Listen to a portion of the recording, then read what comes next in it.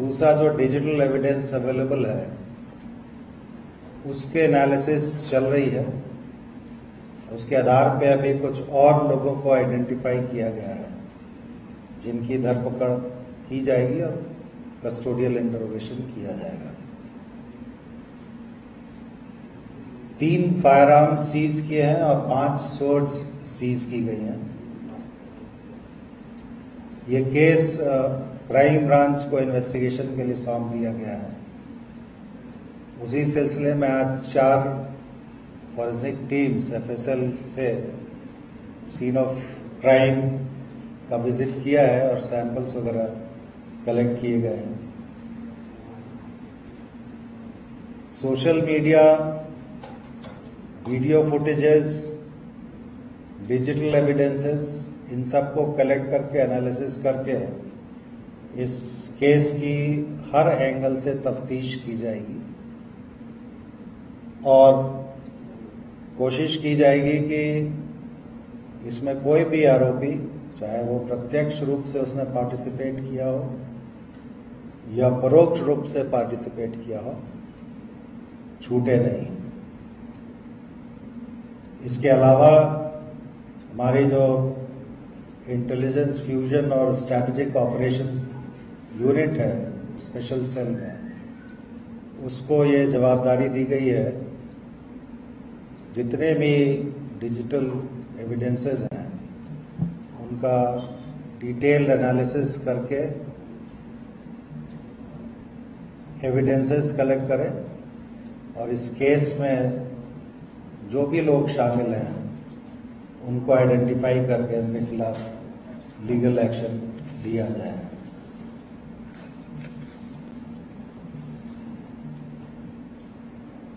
इसमें मैं इस फोरम से आपको बताना चाहूंगा कि इन्वेस्टिगेशन काफी डिटेल्ड होगा, थरो होगा और चूंकि क्राइम ब्रांच को इन्वेस्टिगेशन की जवाबदारी दी गई है, उन्होंने करीब 14 टीम्स बनाई हैं जो हर एंगल से इस केस का इन्वेस्टिगेशन करेंगे। टीम्स कल से ही कार्यरत हैं और जैसे जैसे रिजल्ट्स आएंगे हम प्रेस को ब्रीफ करेंगे। मैं एक चीज और कहना चाहूंगा, सोशल मीडिया के माध्यम से कुछ लोग प्रयास कर रहे हैं कि वातावरण सुधरे नहीं।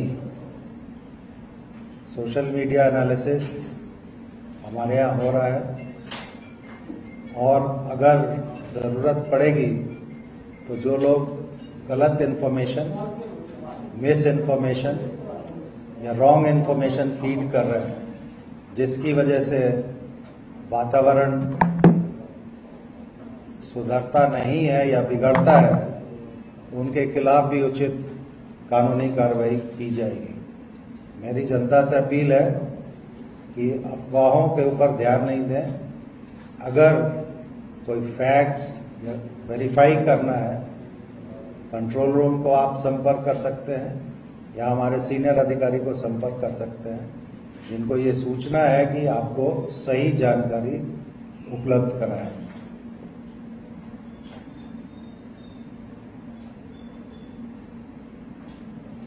दूसरी बात मैं ये कहना चाहूंगा कि इस इन्वेस्टिगेशन के साथ साथ पुलिस ने पीस कमेटीज या अमन कमेटियां कहते हैं, उनकी भी मीटिंग्स की हैं और कोशिश हम लोग ये भी कर रहे हैं कि जो चंद खुराफाती लोग हैं उनकी वजह से आम नागरिक को मुश्किल नहीं हो, पीस कमेटी के माध्यम से भी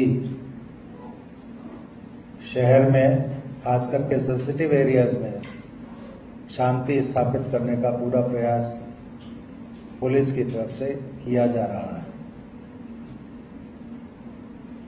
पहले भी पीस कमेटी की मीटिंग्स हुई हैं, ये इंसिडेंट हुआ उसके पहले भी और अभी भी होती रहेंगी, क्योंकि हमें ये मालूम है कि इस तरह के इंसिडेंट्स में जो शरारती तत्व हैं वही भाग ज्यादा लेते हैं। आम पब्लिक जो है उसका कोई इंटरेस्ट ऐसे इंसिडेंट्स में नहीं होता है। तो हर एक कम्युनिटी के लीडर्स को संगठित करके डिफरेंट एरियाज में ये पीस कमेटी की मीटिंग्स भी हम लोग कर रहे हैं, ताकि जल्दी से जल्दी नॉर्मलाइज हो सिचुएशन। सीएपीएफ के एडिशनल फोर्सेस मांग के हमने डिप्लॉय किए हैं।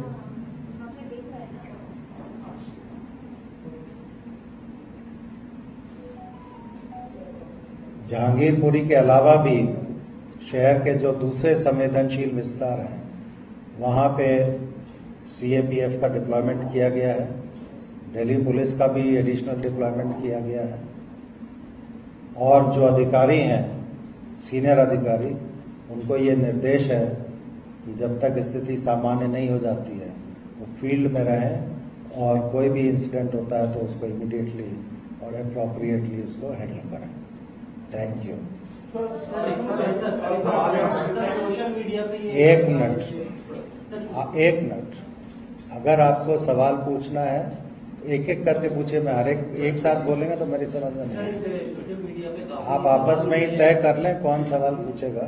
सोशल मीडिया पे काफी सवाल उठ रहे हैं कि दिल्ली पुलिस एक तरफा कार्रवाई कर रही है, सिर्फ जो मुस्लिम समुदाय के लोग हैं उन्हीं को अरेस्ट कर रही है, जबकि हिंसा में दोनों पक्ष की नॉर्मल सामने आ रही है। आपने देखा होगा कि एफआईआर पुलिस की तरफ से रजिस्टर की गई और इसमें इन्वेस्टिगेशन में जो भी पक्ष के विरुद्ध में हमें साक्ष्य मिलेंगे उनको अरेस्ट किया जाएगा। इसमें कोई भेदभाव हम नहीं कर रहे हैं। अभी भी जो 23 व्यक्ति अरेस्ट किए गए हैं उसमें दोनों पक्ष के लोग शामिल हैं। सर कुछ ये भी आरोप लग रहे हैं कि या कहा जा रहा है कि इसकी प्लानिंग काफी पहले से की गई थी। क्या जांच में ऐसी बातें सामने आ रही है कि पहले से इसकी प्लानिंग की गई थी? मैंने आपको बताया कि केस का इन्वेस्टिगेशन काफी थरोली किया जाएगा। जो भी प्रत्यक्ष या परोक्ष रूप से इसमें शामिल हैं उनके विरुद्ध कार्रवाई की जाएगी।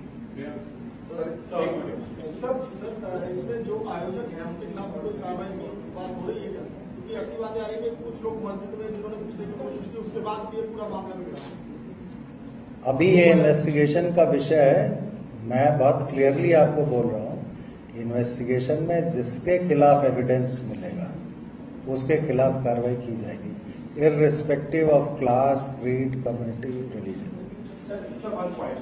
What is the designated route for the yatra to go? Because what people were saying that the yatra took 2-3 rounds and that certainly provoked. The second point, there have been pictures on social media which is showing the relation of the prime accused with one of the political parties. What has been the Prime accused?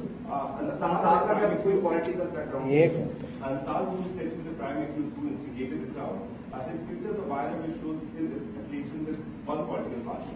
So, as an investigation that this is so far, and was it a designated route, and why these people were allowed to go on the route twice? The designated route, which is a traditional route to say, was EE block, Jahangirpuri, A1 Motors Mangal Bazar Road, Mahinder Park via BJRM Hospital Road, K block, BC Market, Kaushal Chowk, G block, Mangal Bazar Road, Mahindra Park. Prior to this procession, 2 processions who had been given the permission had completed the procession peacefully. Just a second, let me complete it. The second question was about the allegiance of a particular accused with a particular political party. We go by the evidence.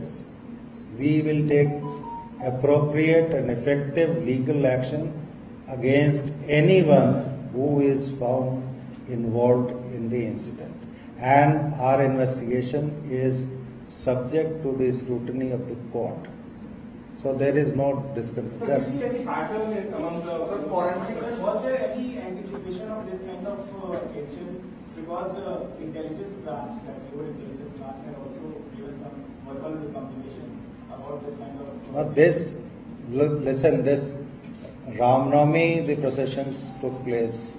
Hanuman Jayanti processions are being taken out. In different parts of the country, everybody knows some part it is peaceful, some part there were some problems. So definitely we were also careful and we were prepared to handle this situation, and as you have seen, the situation was brought under control within an hour's time, and we have taken effective action against the culprits. Sir forensic की team इतनी देर से क्यों पहुंची, ये सवाल उठा है 2 दिन बाद। पहुंची तो है ना, इसकी बात करो। सर एक सवाल ये है कि फॉरेंसिक एग्जामिनेशन करने के लिए टीम एक जामा मस्जिद में पहुंची, और ऐसा भी कहा जा रहा था फर्स्ट डे से कि जामा मस्जिद के में झंडा लगाने को लेकर ये विवाद शुरू हुआ था, तो क्या ये बात में तथ्य नहीं है, झंडे की बात नहीं है। झगड़ा छोटी सी बात पे ऑल्टरकेशन शुरू हुआ था, वो फिर इसने ये स्वरूप ले लिया। जो लोग ये कह रहे हैं कि झंडा लगाने की कोशिश की थी, तो ऐसी बात में तथ्य नहीं है। एक minute, let me completely answer है। सेकेंड पॉइंट आपका जो एफएसएल की टीम को लेकर था, एफएसएल की टीम वहां पे सीन ऑफ क्राइम जितना भी है, सारे सीन ऑफ क्राइम को एग्जामिन करेगी, because firing has taken place, private firing has taken place. Sir जो पुलिस कर्मी थे, हम लोग के इंटरव्यू करेंगे जो है पुलिस कर्मी, तो उन्होंने कहा कि लोगों घरों से बहुत ज्यादा पत्थर चल रहे थे और शराब की बोतलें। सर आपको लग रहा है मतलब कि जो इंटेलिजेंस यूनिट है उसकी कि सर ये पहले से था, क्योंकि 2 शोभायात्रा निकली तो उनको कोई टच नहीं किया गया, इसी में सर ये पूरा। देखिए, ये चीजें इन्वेस्टिगेशन का विषय है। आपने हमारे सब इंस्पेक्टर से बात की थी, मैंने भी बात की है। जो इन्वेस्टिगेशन में तथ्य आएंगे उसके बाद ही हम आपको बता पाएंगे। सर आदेश गुप्ता ने सर कल पुलिस स्टेशन पे आकर बोला कि सर जो अंसार है वो आम आदमी पार्टी का पदाधिकारी है, तो इस पे सर कुछ इस पे मैं कोई कमेंट नहीं करूंगा। हमारे लिए जो ऑफेंडर होता है वो ऑफेंडर होता है, हम एविडेंस पे जाते हैं, एसोसिएशन पे नहीं जाते। सर जो वीडियो सामने आए हैं दोनों पक्षों की तरफ से पथराव हुए, इसमें बहुत सारे जुवेनाइल्स जो है वो पत्थरबाजी करते हुए नजर आए हैं। इसको लेके एनसीपीसीआर ने भी संज्ञान लिया है, आपने भी 1 या 2 जुवेनाइल्स को पकड़े हैं, तो इस एंगल को लेके आप किस तरह से करेंगे सर कि जो जुवेनाइल्स की भूमिका है? अभी तो देखिए, जो वीडियो में जो लोग दिखाई दे रहे हैं उनसे पूछताछ होगी, और बच्चे कैसे आए नहीं आए ये इन्वेस्टिगेशन में पता करेंगे। बट जो फैक्ट है वीडियो में, उस चीज को इग्नोर नहीं किया जा सकता। जो क्या कोई पैटर्न देख रहे हैं जो रामनवमी के मौके पे देश के दूसरे हिस्सों में हिंसा हुई, वैसा कोई पैटर्न जहांगीरपुरी में? पहला सवाल। और दूसरा, पीएफआई के एंगल पर भी क्या दिल्ली पुलिस जांच करेगी? मैंने आपको पहले ही बताया कि इन्वेस्टिगेशन पूरी तरह से होगा, होलसम इन्वेस्टिगेशन होगा। प्रीवियस जिस दिन हुआ है उस दिन, अब उसके बाद सब्सीक्वेंट जो कंडक्ट होता है वो सारी चीजों को ध्यान में रख के इन्वेस्टिगेशन होगा, और अल्टीमेटली जो चीजें कोर्ट में जाती हैं उसके लिए हमें एविडेंस कलेक्ट करना होता है। एविडेंस बेस्ड इन्वेस्टिगेशन होगा, but investigation will be thorough and full. Sir जो इलाका है जहाँ पर इनको पूछने दीजिए, ये बहुत देर से पूछना चाह रहे हैं। सर पहली चीज ये कि जो ट्रिगर हुआ, ये झड़प जो दोनों पक्षों के बीच में हुई, एग्जैक्टली ट्रिगर करने वाला पहला सेक्स कौन सा था, क्या ये आइडेंटिफाई? ये इन्वेस्टिगेशन में निकलेगा मैडम। दूसरी चीज ये कि जो वेपन्स आपके पास बरामद हुए, खास करके पिस्तौल, मुस्लिम समुदाय की तरफ से तो बरामद हुए, इस तरह के तथ्य सामने आए, क्या किसी हिंदू के पास से भी वेपन पिस्तौल जो है वो बरामद हुई? अभी नहीं हुई है, लेकिन जो वीडियो दिखाई दिए गए हैं उसमें लोगों को आइडेंटिफाई किया गया है, और उसमें हम लोग आगे कार्रवाई जो कानूनी है करेंगे। सर कुशल चौक का नाम 2020 के दंगों में लिया आया था, वहां पर प्रोटेस्ट सीए और एनआरसी के विरोध में लोगों ने वहां किया था, और ये स्पेशल सेल की चार्जशीट के अंदर भी है कि वहां से 6 से 7 बसें डेली जाती थी, जो कि शाहीनबाग और सीरमपुर की तरफ जाती थी, और वहां पे प्रोटेस्ट में लोग हिस्सा लेते थे। तो क्या आप इस तरीके से जोड़ के देख रहे हैं, इस तरह से इन्वेस्टिगेशन चल रही है कि 2020 के दंगों में भी यहाँ पर काफी बांग्लादेशी लोग कोई जाते थे, उनको बकायदा कई एक्यूज ने उनसे बात भी की थी? इन्वेस्टिगेशन अभी शुरू हुआ है, और मैंने ये कहा इन्वेस्टिगेशन में हर एस्पेक्ट को देखा जाएगा। I think that covers your question. Sir Rohingyas को लेकर जो बात हो रही है कि उन इलाकों में कुछ रोहिंग्यास भी रहते हैं, there are certain pockets in Delhi जहाँ पे रोहिंग्यास ऑलरेडी रहते हैं, और ये मैटर सुप्रीम कोर्ट में भी चल रहा है, तो उस लिहाज से भी कुछ आप लोग मेरे ख्याल से मैंने ये आंसर कर दिया है। इन्वेस्टिगेशन हर एंगल से होगा, जो एविडेंस आएगा जिसके खिलाफ वो उसके खिलाफ कार्रवाई होगी, बट इन्वेस्टिगेशन का जो स्कोप है वो पूरा है, हर तरह से हम लोग उस चीज को इन्वेस्टिगेट कर रहे हैं। एक इम्पोर्टेंट चीज ये जानना चाहते हैं, आप पूछ चुके हैं इनको। कल आप कुछ घायल जवानों से मिलने के लिए गए थे और एक उनकी हालत कैसी है? क्या किसी जवान को कुछ ज्यादा भी चोट लगा है?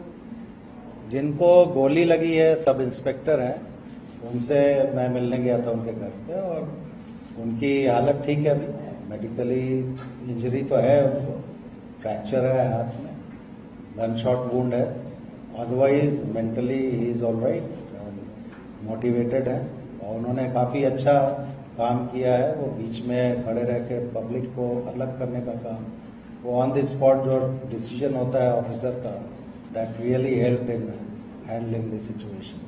शोभा यात्रा के साथ एक नाम पूछ चुके हैं।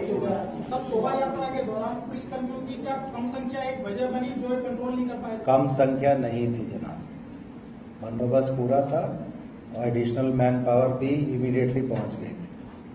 हम लोग बंदोबस्त में कोई कमी नहीं थी। सर जुलूस में जो लोग हथियार लेकर चल रहे थे, सर अब आप एक सवाल एक आदमी पूछा ले, जुलूस में जो लोग हथियार लेकर चल रहे थे, क्या आप नेगोशिएट करेंगे? सब पे एक्शन होगा। मैंने कहा इन्वेस्टिगेशन होने दीजिए, इन्वेस्टिगेशन में ही निकलेगा ना। मैं अभी प्रिजम्पशन पे नहीं, आपको जैसे जानकारी है वैसे मुझे भी जानकारी है। आप मैं आर्ग्यूमेंट मत कीजिए, आप सवाल पूछ रहे हैं उसका जवाब दे दिया आपको। आपका सवाल यह है कि प्रोवोकेशन किस वजह से, उस प्रोवोकेशन को किसने शुरू किया, वो इन्वेस्टिगेशन का विषय है। इस वक्त उसको मैं आपके सामने नहीं बता पाऊंगा क्योंकि अभी इन्वेस्टिगेशन पूरा नहीं हुआ है। But we can clearly write कि झंडा लगाने की कोशिश नहीं हुई। नहीं, वो गलत बात है, वैसा कुछ नहीं। पाबंदी कब तक रहेगी? क्योंकि अभी भी कई लोगों को घरों से नहीं निकलने दिया जा रहा। जब तक सिचुएशन नॉर्मल नहीं होगी तब तक हम पाबंदी को ढीला नहीं कर सकते। पाबंदी ऐसी नहीं कि लोग अब रोजमर्रा के काम को नहीं कर सके। सिक्योरिटी को ध्यान में रख के, सेंसिटिविटी को ध्यान में रख के रेस्ट्रिक्शंस लगाए गए। पंजाब ते पंजाबीयत दा परछावा, पंजाबी साडियां बावां, ABP सांझा। हुण देखो अपने टीवी स्क्रीन ते टाटा प्ले चैनल नंबर 1929 ते। ABP सांझा देखण लई अपने केबल ऑपरेटर नूं अज ही संपर्क करो। ABP सांझा, जोश, जज्बा, जुनून।